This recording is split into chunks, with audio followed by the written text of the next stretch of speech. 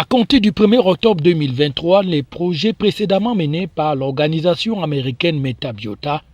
seront définitivement transférés à l'Association de droit camerounais, EDA Cameroun. Voilà l'une des choses les plus importantes qu'il faut retenir de la cérémonie de clôture et de relance du projet DAP-PEFAR mené depuis 2015 au Cameroun par Metabiota sur la lutte contre le VIH-Sida dans les forces de défense camerounaises, avec un bilan qui aujourd'hui est tout à fait élogieux et satisfaisant. Accompagner la santé militaire camerounaise pour un leadership dans la prévention et la recherche sur les maladies infectieuses émergentes et réémergentes. Deux chercheurs enseignants américains de Johns Hopkins University, en l'occurrence le colonel médecin de Donald Burke et le professeur Nathan Wall, rencontrent le colonel médecin Putin Mollet était le mois, et les trois chercheurs se mettent à discuter sur l'idée de la mise en place au Cameroun d'un centre de recherche pour la santé des armées qui aura pour objectif d'aider la santé militaire camerounaise à s'impliquer fortement dans la prévention des maladies au sein de l'armée et dans la population générale. Des acquis que EDA Cameroun se doit donc de capitaliser, voire d'améliorer, selon le desiderata du secrétaire général du ministère de la Défense qui présidait la cérémonie au nom du ministre délégué à la présidence chargée de la Défense. Le VIH-Sida demeure un problème de santé publique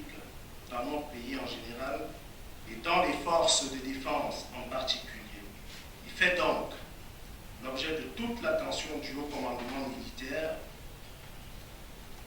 qui, en accord avec les instructions contenues dans la circulaire 10 du 11 décembre 2001 relative à la création et à l'organisation des commissions centrales de coordination du programme sectoriel de lutte contre le VIH, a créé au sein du ministère de la Défense la cellule de lutte contre le VIH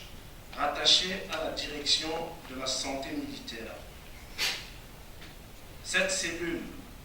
a pour mission principale la mise en œuvre des stratégies de lutte contre le VIH-Sida afin d'en réduire la prévalence et son impact dans nos forces. Ce dispositif, qui s'appuie sur un point focal placé auprès du directeur de la santé militaire, est chargé de la coordination des opérations sur le terrain, a permis une collaboration fructueuse avec le partenaire Metabiota. Depuis 2015, en effet, la santé militaire bénéficie de l'appui financier de l'initiative PEPFAR, une initiative d'aide d'urgence du président américain pour la lutte contre le VIH à l'étranger, afin d'atteindre le contrôle de l'infection à VIH selon l'objectif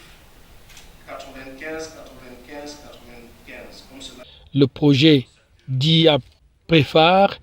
de la division VIH-Sida du département de défense de l'armée américaine sous financement de l'initiative du président américain a, au cours des 9 dernières années, apporté un soutien financier et technique à la lutte contre le VIH-Sida au sein des forces de défense et même au sein des populations civiles camerounaises. Ceci grâce au doigté de l'organisation Metabiota, et les résultats sont aujourd'hui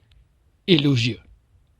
Avec l'atteinte de l'objectif 95-95-95 de l'ONU-SIDA à l'horizon 2030